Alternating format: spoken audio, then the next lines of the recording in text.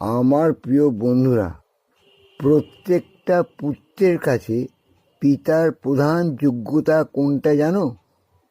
দুটো। তাহলে সম্পূর্ণটা শোনো। পিতা স্বর্গ, পিতা ধর্ম, পিতা হি পরমং তপ, পিতরি প্রতিমা পণ্যে প্রিয়ন্তে সর্বদেবতা। এটা হচ্ছে প্রধান যোগ্যতা পিতার। আর দ্বিতীয় যোগ্যতাটা কোনটা জানো? দ্বিতীয় যোগ্যতা হচ্ছে দূরদর্শিতা। আমি সম্পূর্ণভাবে প্রমাণ করে দিচ্ছি।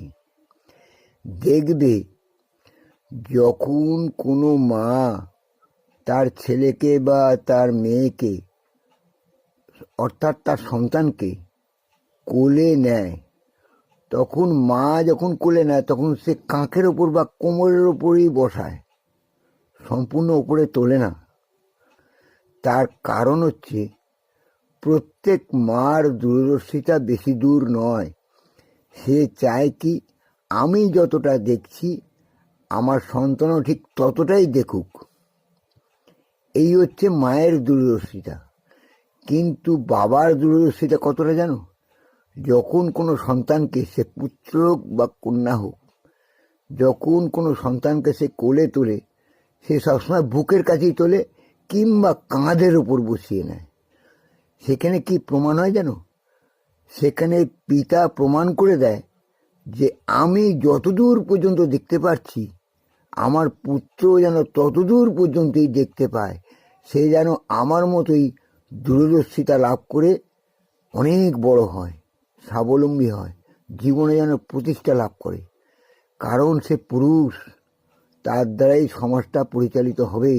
একটা পুরুষ যদি সঠিকভাবে মানুষ হয়, সঠিকভাবে জীবনযাপন করতে পারে, তার দ্বারা আরও 100 জনের জীবিকা নির্বাহ সম্ভব। এই চিন্তা কিন্তু প্রত্যেকটা পিতার মনে থাকে। এই দূরদর্শিতা যেন সে সন্তানের মধ্যেই থাকে, এই চিন্তা করেই সে পুত্রকে কাঁধের ওপর তোলে বা বুকের ওপর ধারণ করে। এবার দুজনের দূরদর্শিতার কথা চিন্তা করতে পেরেছে তো? তবে মার দূরদর্শিতা কিন্তু অপরিসীম। মার গৃহশিক্ষা, মার বাৎসল্য প্রেম, সন্তানের প্রতি যে প্রবল ভালোবাসা, মায়া, মমতা, সে কিন্তু একমাত্র মায়েরই পাওয়ার যোগ্য, যা আর কোনো পিতা পেতে পারে না। অতটা ভালোবাসা, অতটা মায়া মমতা কিন্তু পিতার থাকে না, কেন পিতারা একটু কঠোরই হয়। এবার তোমরা বুঝো পিতা এবং মাতার তফাৎ কোথায়, বুঝলে? তোমরা চিন্তা করে